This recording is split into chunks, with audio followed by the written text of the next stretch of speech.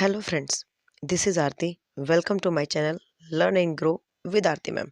सो friends, आज की video में हम डिस्कस करने वाले हैं आपका प्रीवियस ईयर 2023 वाला जो लेवल 2 है आपका, उसका सीडीपी सेक्शन आज हम डिस्कस करने वाले हैं।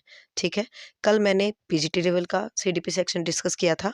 सो यदि आपने वो वीडियो नहीं देखी है तो वो भी देखिए। और आज हम लेवल 2 डिस्कस करने वाले हैं और मैं पूरी कोशिश करूँगी कि आज ही मैं पीआरटी का भी लेवल लेवल 1 वाला भी जो है सीडीपी सेक्शन डाल दूँ, क्योंकि प्रीवियस ईयर बहुत ज़्यादा इम्पोर्टेंट है। और जस्ट वेट प्लीज़, बहुत ज़्यादा इम्पोर्टेंट है क्योंकि प्रीवियस ईयर जो है वो रिपीट होते हैं। ठीक है, आज आप देखेंगे और पीआरटी और टीजीटी में बहुत ज़्यादा क्वेश्चन रिपीट होते हैं। ठीक है, तो ये तीनों ही लेवल हमें करना चाहिए, चाहे आप किसी भी लेवल के लिए जा रहे हैं।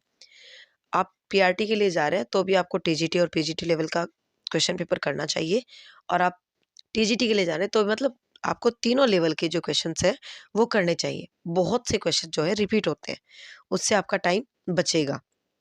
ठीक है, तो चलिए बिना देरी के स्टार्ट करते हैं।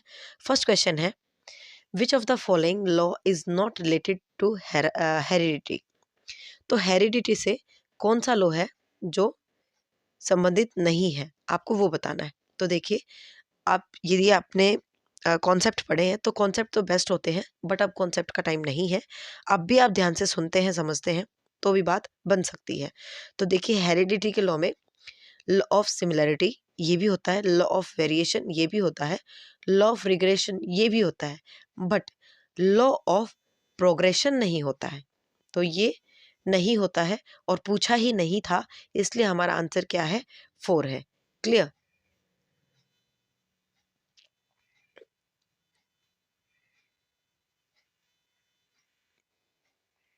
गला बहुत ज़्यादा खराब है, बट प्लीज़ आई होप आपको आवाज़ समझ में आ रही होगी।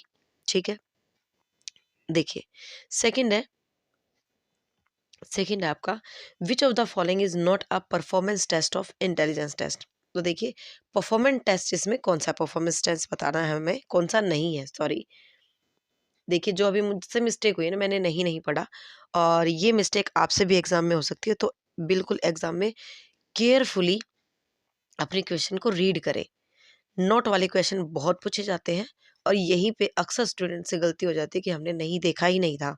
तो प्लीज़ उसे ज़रूर देखें। तो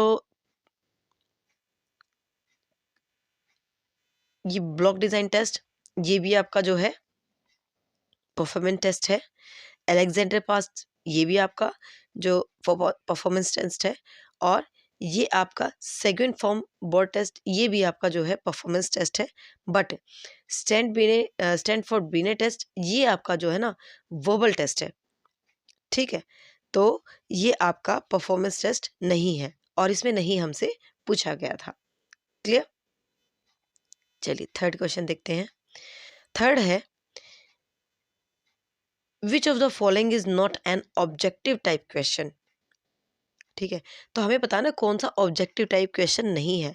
तो आप सबको पता है ऑब्जेक्टिव टाइप क्या होते हैं, जहां हमें वन वर्ड में आंसर देना हो, वो आपके ऑब्जेक्टिव होते हैं। ठीक है, तो आपका मैचिंग बिल्कुल ऑब्जेक्टिव होता है, मैच कर दिया। ठीक है, उसके बाद इस पे रुकते हैं। मल्टीपल चॉइस क्वेश्चन, ये तो होते ही आपके ऑब्जेक्टिव हैं। और ब्लैंक स्पेस, जो आपके खाली स्थान होते हैं, वो भी आपके इसके अंदर आते हैं। ठीक है, ये भी आपके ऑब्जेक्टिव टाइप होते हैं।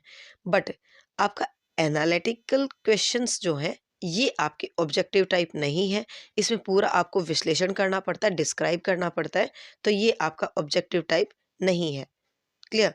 और पूछा ही नहीं था। फोर्थ क्वेश्चन देखिए। फोर्थ क्वेश्चन है, according to moral development theory of पियाजे, एडोलेसेंस पीरियड इज। अब एडोलेसेंस बताना है पियाजे के मॉरल डेवलपमेंट में। तो देखिए, पियाजे ने दो ही तरह की बात की थी अपने मॉरल डेवलपमेंट में, एक हेट्रोनोमस और एक ऑटोनोमस। क्लियर? तो इनकी तो बात की ही नहीं थी, तो इनके बारे में हम इनके ऑप्शन भी नहीं पढ़ेंगे। ठीक है, इन दोनों की बात की थी। अब वो पूछ रहा है एडोलेसेंस के बारे में। ठीक है, किशोरावस्था के बारे में वो पूछ रहा है। तो देखिए, हेट्रोनोमस में क्या होता है, हेट्रोनोमस में बच्चा रूल रेगुलेशन सारी चीज़ें फॉलो करता है, क्योंकि यहाँ पे बच्चा चाइल्डहुड में होता है। उसे लगता है रूल्स को चेंज नहीं किया जा सकता। बट ऑटोनोमस में क्या होता है, ऑटोनोमस में बच्चे को लगता है कि हाँ, अगर हम चाहें तो रूल चेंज किए जा सकते हैं। जैसे आप देखेंगे रेड लाइट पर जो है कि रेड लाइट क्रॉस नहीं हो सकती, बट एम्बुलेंस उसको क्रॉस कर सकती है, ठीक है। तो ये समझ कहाँ विकसित होती है, तो ये ऑटोनोमस में आता है। और एडोलेसेंस जो है वो आपका ऑटोनोमस का ही पार्ट है, ठीक है। एडोलेसेंस जो है वो ऑटोनोमस में आता है। क्लियर। तो आपका आंसर यहाँ पे क्या बना, आपका आंसर यहाँ पे 4 बना। Clear, stage of autonomous maturity. Clear. आगे देखिए फोर्थ क्वेश्चन।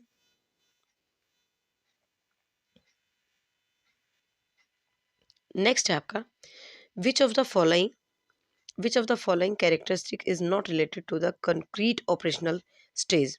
देखिए यहाँ पे बात हो रही है कंक्रीट ऑपरेशनल स्टेज की ऑफ द कॉग्निटिव डेवलपमेंट।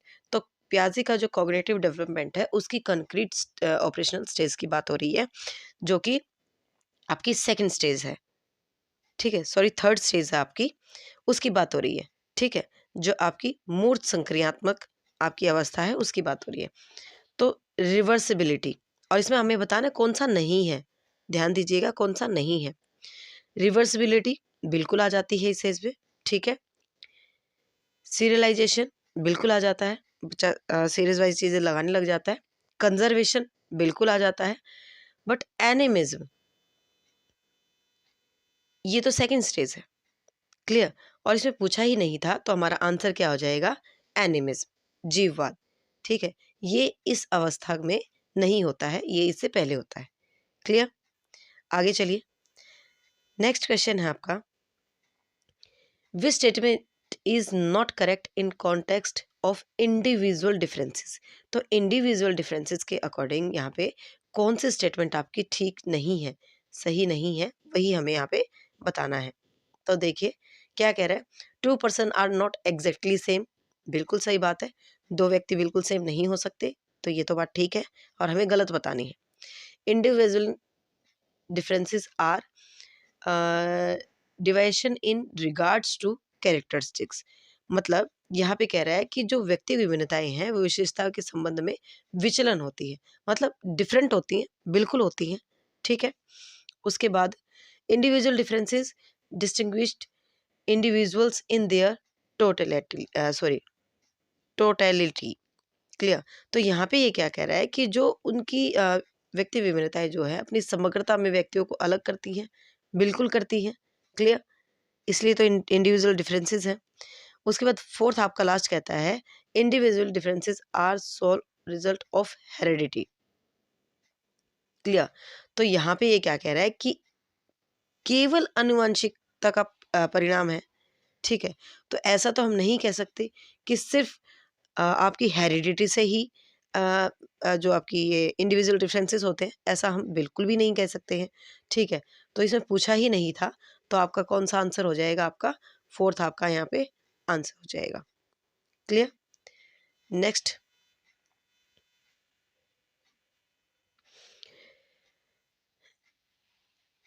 जब एक बच्चे द्वारा सीखे जाने वाले पाठ लंबा और कठिन हो तथा उसमें समझ की जरूरत भी हो, अधिक हो, तो सीखने की कौन सी विधि जो है उपयुक्त होगी।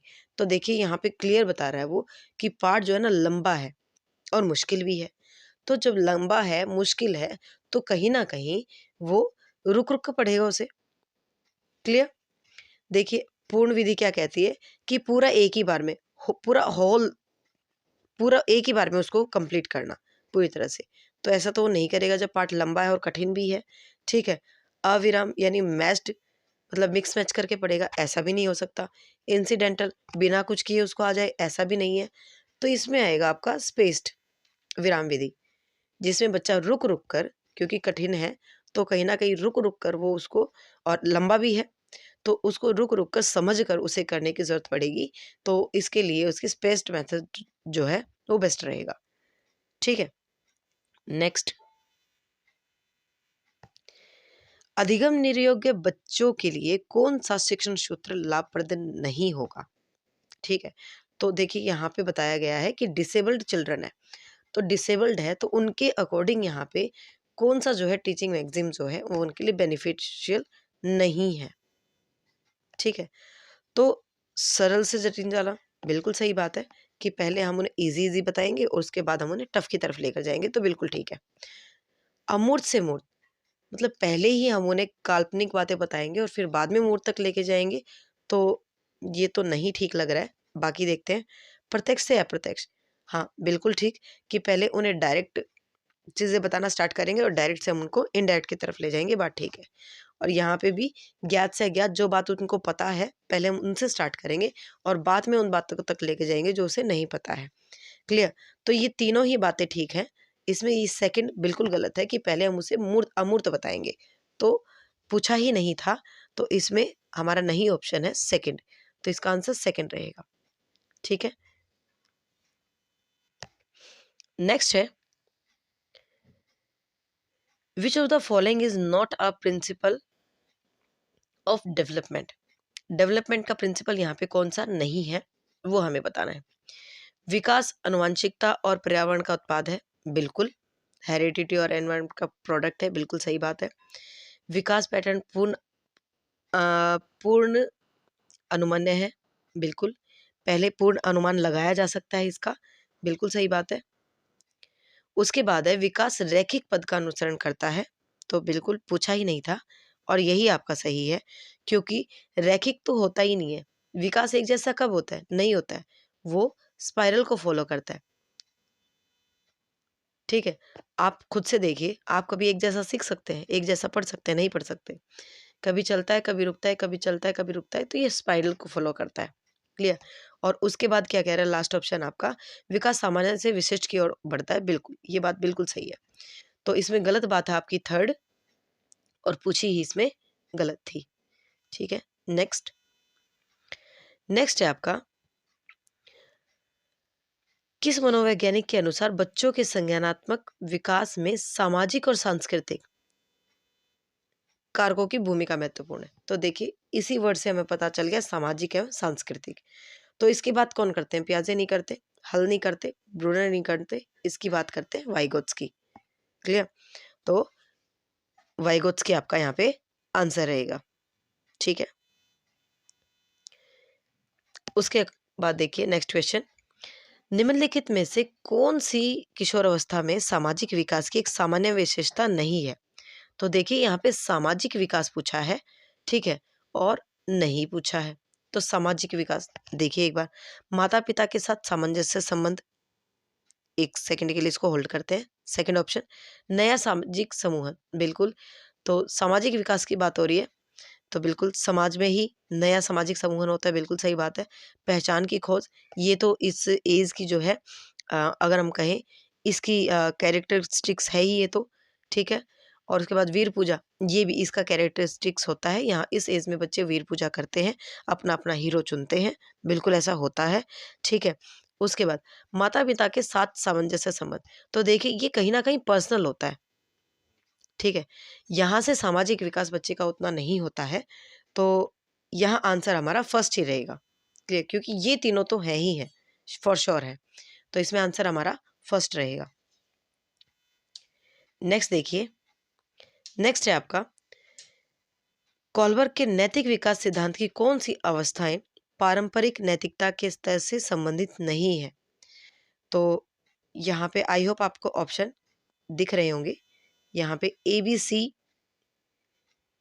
करके नीचे और ऑप्शन दिए गए हैं, तो यहाँ से चूज नहीं करना है, हमें नीचे भी देखना है, ठीक है। तो देखिए आज सुबह जब मैंने डिस्कस किया था PGT का, तो मैंने उसमें आपको ये सारी स्टेजेस दोबारा बताई थी, फिर से देख लेते हैं। अब ये क्या कह रहा है, पारंपरिक नैतिकता, ठीक है। तो इसमें कौन सा है? इसमें आपकी सेकंड लेवल की बात हो रही है, और सेकंड लेवल में आपका कौन कौन सा आता है? सेकंड लेवल में आपका एक तो गुड गर्ल गुड बॉय आता है, ठीक है, और एक आता है आपका सामाजिक अनुबंधन आता है, ठीक है। तो अब इनमें देख लेते हैं हम कौन सा नहीं है। तो देखिए, इंडिविजुअल एंड एक्सचेंज, ठीक है, व्यक्तिवाद और विनिमय, ये तो आपकी फर्स्ट स्टेज है, लेवल फर्स्ट में आता है ये तो आपका, ठीक है। तो इसका मतलब ए तो नहीं होगा, तो ए इसमें है और ए आपका इसमें है, ठीक है। गुड बॉय और गुड गर्ल, तो ये तो होता है इसमें, सॉरी, गुड इंटरपर्सनल रिलेशंस, तो ये आपका गुड बॉय गुड गर्ल वाला कॉन्सेप्ट है, तो ये तो इसमें होता है। अब बी किस में है? बी आपका इसमें है, ये आपका आंसर नहीं हो सकता, और बी आपका इसमें है, तो आपका ए 1 और 2 आंसर तो हो नहीं सकता। आगे देखिए, मेंटेन द सोशल रूल, बिल्कुल ये भी आपका इसी के अंदर आता है, ठीक है। Social contracts and individual rights, ये आपका लेवल 3rd में चला जाता है, ठीक है। तो ये आपका किस में चला जाता है? लेवल 3rd में। तो आपका ए और डी इसमें सही रहेगा, ए और डी आपका 3rd में है, तो 3rd यहाँ पे आपका राइट आंसर रहेगा, ठीक है। और इस तरह से जब आपको देखिए क्वेश्चन के अंदर से पूछा गया है, ये आपसे डायरेक्ट नहीं पूछा गया कि कौन सी स्टेज है कौन सा क्या, तो आपको कॉन्सेप्ट की नॉलेज तो होनी ही चाहिए, उसी के अकॉर्डिंग आप उसको कर पाएंगे, ठीक है। चलिए नेक्स्ट क्वेश्चन।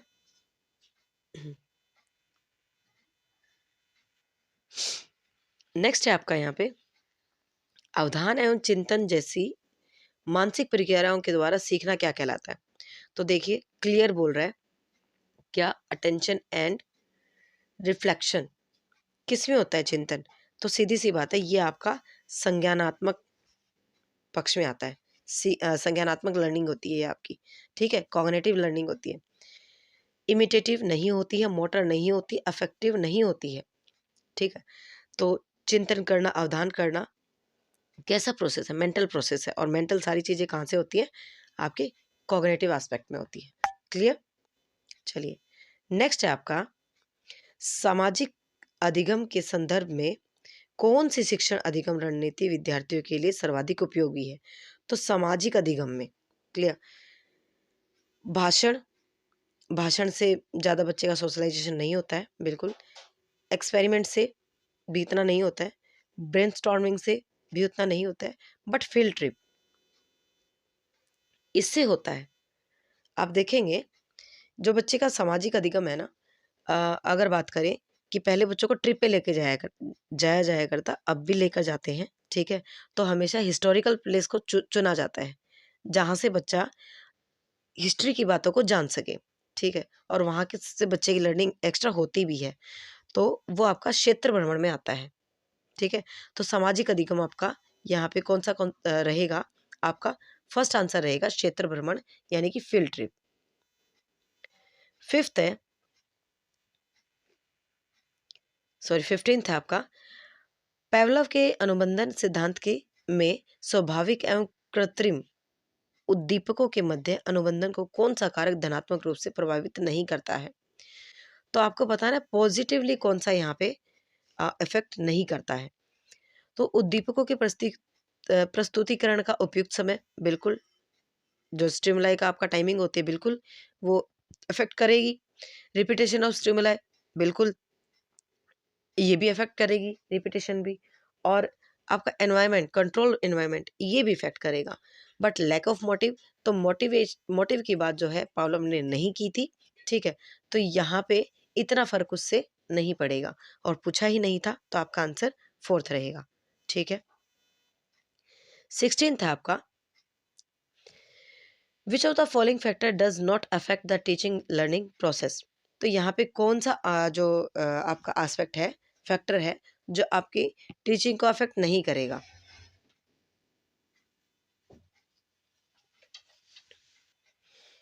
तो देखिए यहाँ पे आपका ऑप्शन देखते हैं, शिक्षक का शारीरिक रूप, ठीक है। नेक्स्ट ऑप्शन देखिए, शिक्षक का मानसिक स्वास्थ्य, बिल्कुल। टीचर का मेंटल लेवल, मेंटल हेल्थ जो है, बिल्कुल अफेक्ट करेगी लर्निंग को, ठीक है। उसके बाद शिक्षक का विषय वस्तु ज्ञान, शिक्षक की जो कंटेंट नॉलेज है वो भी अफेक्ट करेगी। अगर टीचर को ज्ञान ही नहीं है, नॉलेज ही नहीं है, तो बिल्कुल क्या ही वो पढ़ा पाएगा। शिक्षक का संप्रेषण कौशल, बिल्कुल, जो कम्युनिकेशन स्किल है वो भी अफेक्ट करेगी, ठीक है। बट शिक्षक का शारीरिक रूप, टीचर कैसा है, काला है, गोरा है, मोटा है, पतला है, उससे क्या ही फर्क पड़ता है, ठीक है। तो उससे कोई फर्क नहीं पड़ता है कि टीचर देखने में कैसा है, क्लियर। तो ये तीनों एस्पेक्ट जो है लर्निंग को अफेक्ट करेंगे, बट फर्स्ट उतना अफेक्ट नहीं करेगा, क्लियर। और आंसर हमारा फर्स्ट ही रहेगा। नेक्स्ट, थोड़ा सा क्वेश्चन ब्लर है, तो आई होप आपको विजिबल तो है, क्लियर। निम्नलिखित में से कौन सा कारक पर्यावरणीय कारकों के अंतर्गत बच्चों के विकास को प्रभावित नहीं करता है? ठीक है, तो एनवायरमेंटल फैक्टर बताना है जो प्रभावित नहीं करता है। ठीक है, तो बच्चे का न्यूट्रिशन, पोषण बिल्कुल इफेक्ट करेगा। क्लियर? गर्भावस्था के दौरान माँ का मानसिक तनाव बिल्कुल, कहीं ना कहीं आपने सुना होगा, जितना कहा जाता, सभी कहते भी हैं कि माँ अगर खुश रहेगी तो वो बच्चा भी ठीक फील करेगा, और अगर माँ तनाव में है तो बच्चे को भी तनाव फील होगा और उसकी सेहत के लिए वो ठीक नहीं होता, तो ये भी अफेक्ट करेगा। दुर्घटनाएं बिल्कुल अफेक्ट करती हैं। ठीक है, बट अंतःस्रावी ग्रंथियां ये बच्चे के एनवायरमेंट फैक्टर को उतना जो है अफेक्ट नहीं करेगी। ठीक है, तो हमारा आंसर यहाँ पे क्या रहेगा? 4 रहेगा। क्लियर? चलिए नेक्स्ट है,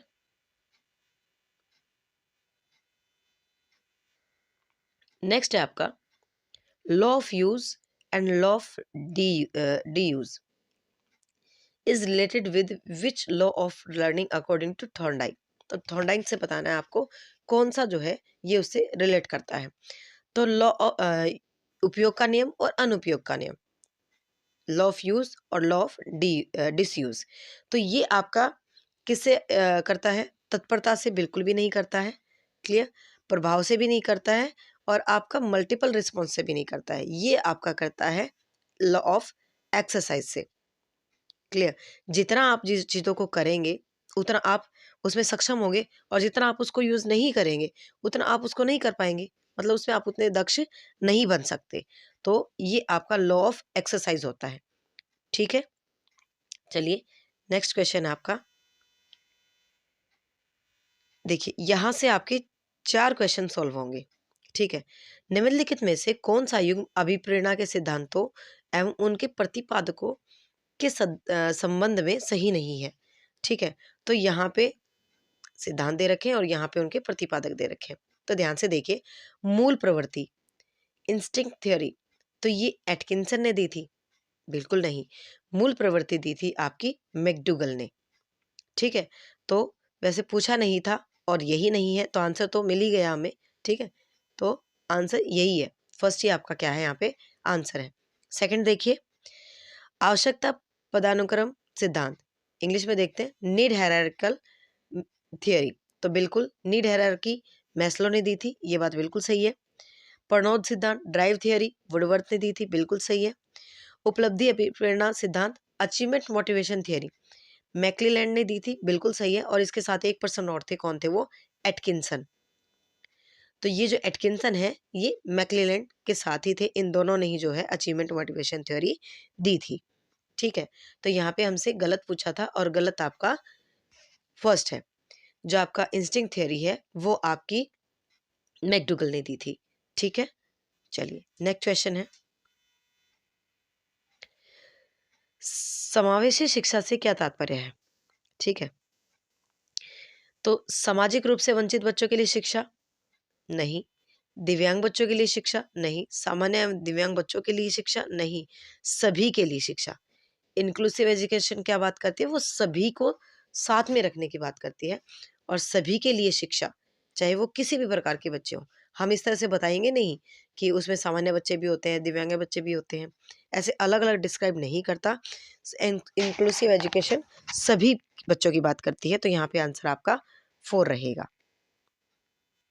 नेक्स्ट है, निम्नलिखित में से कौन सा प्रभावी अधिगम का सिद्धांत नहीं है? ठीक है, तो हमें बताना है कि प्रभावी अधिगम का सिद्धांत कौन सा यहाँ पे नहीं है। तो मोटिवेशन बिल्कुल है, बच्चा मोटिवेट रहेगा तो ज़्यादा लर्निंग होगी उसकी, बिल्कुल ठीक है। इंडिविजुअल अप्रोच ये भी बिल्कुल ज़रूरी है।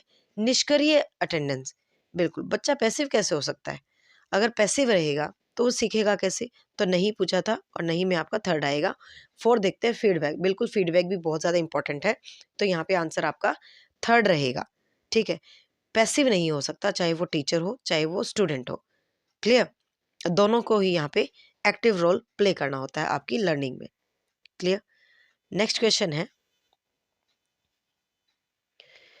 अकॉर्डिंग टू गैने एक प्रकार एक शिक्षक द्वारा विद्यार्थियों को किस उच्चतम स्तर के अधिगम तक ले जाने का प्रयास किया जाना चाहिए।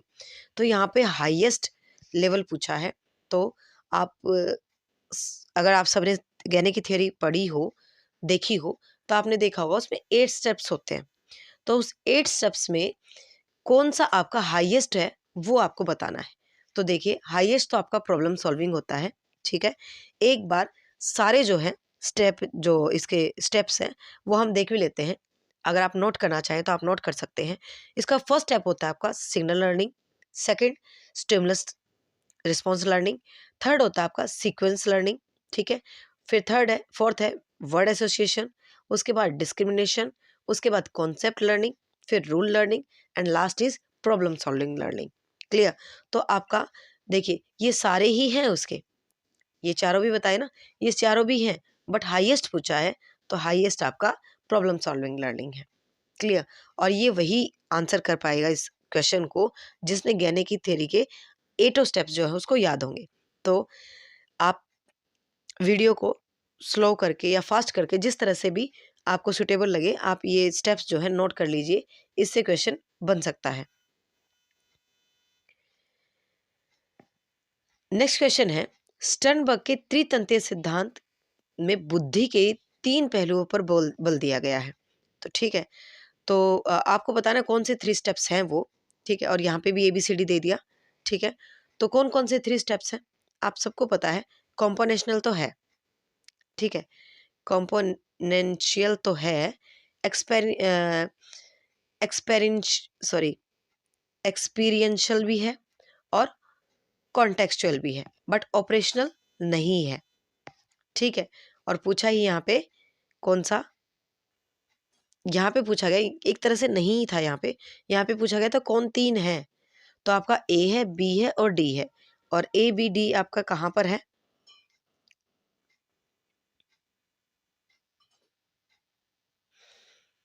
ABD,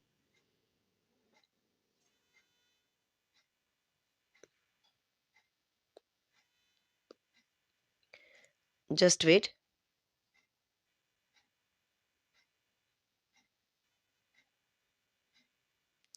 सॉरी, यहाँ थोड़ा सा हो गया, एक्सपीरियंशियल नहीं है, ठीक है। आपका यहाँ पे कॉम्पोनेशनल है, ऑपरेशनल है और कॉन्टेक्चुअल है, एक्सपीरियंशियल नहीं है, ठीक है।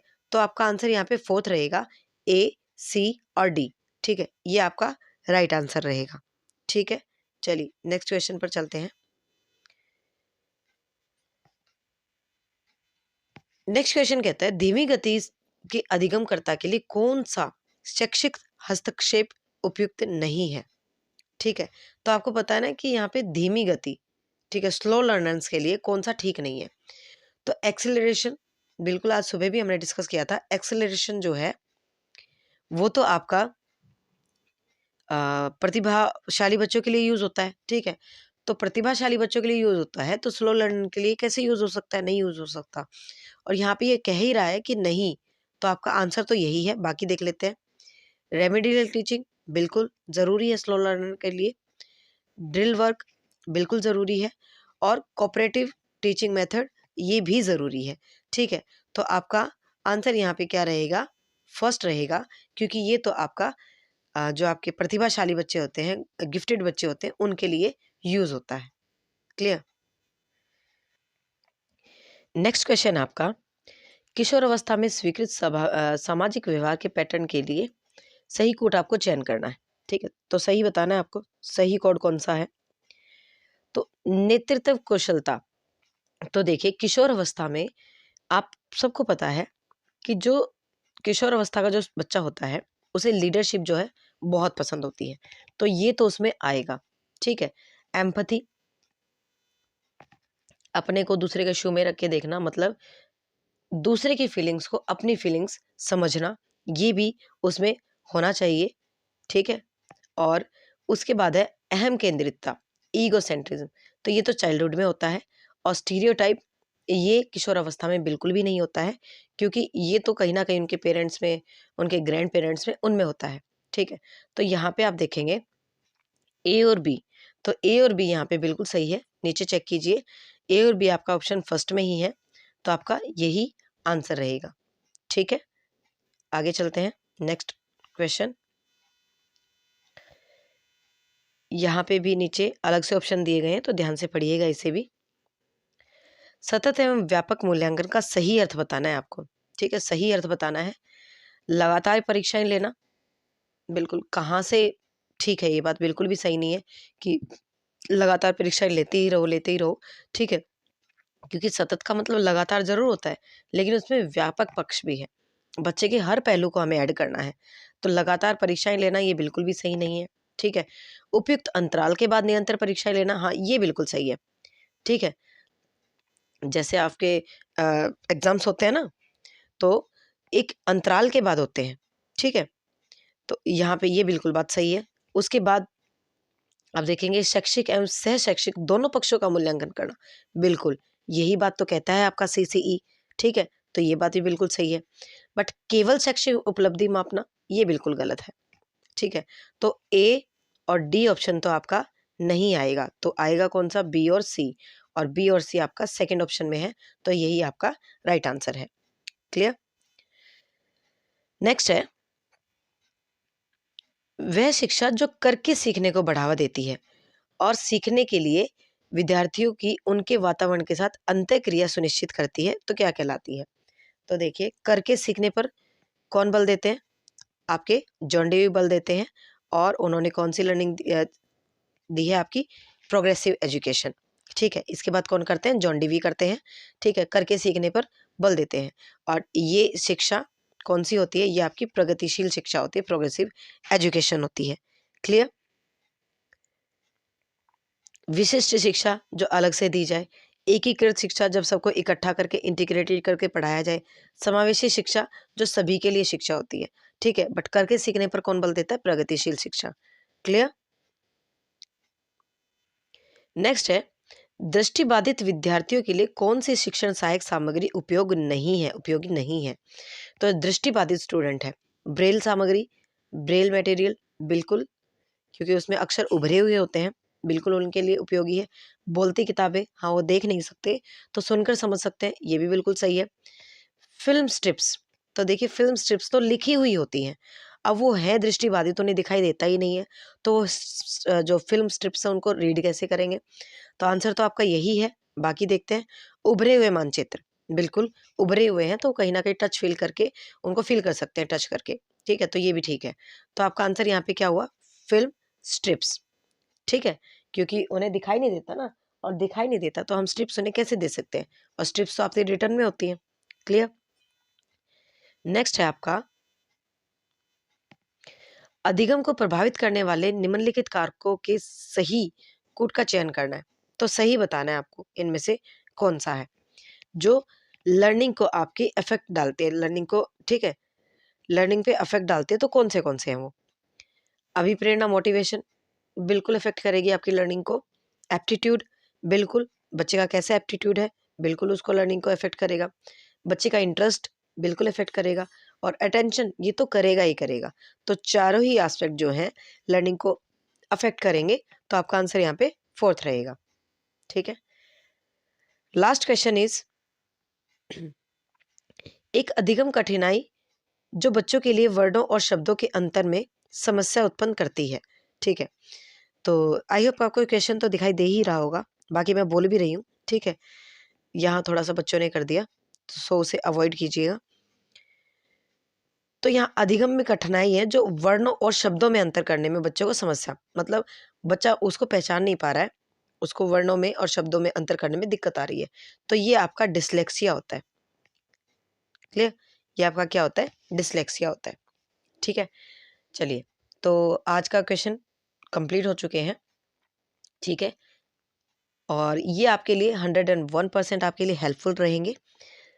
क्लियर, और इसका जो फर्स्ट पार्ट मैंने डाला है पीजीटी वाला, वो भी देखिए, क्योंकि प्रीवियस ईयर आपको तीनों ही लेवल के करने हैं, चाहे आप किसी भी लेवल के लिए जा रहे हैं।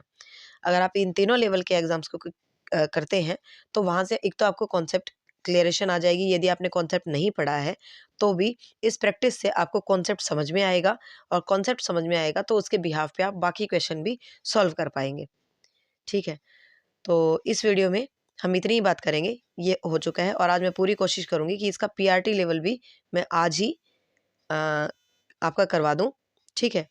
उसके बाद फिर हम नेक्स्ट टारगेट पर चलेंगे। क्लियर? तो यदि आपको वीडियो पसंद आए तो इसे लाइक कर देना, चैनल पे नए हैं तो इसे सब्सक्राइब करना ना भूलें, ठीक है। Thank you very much.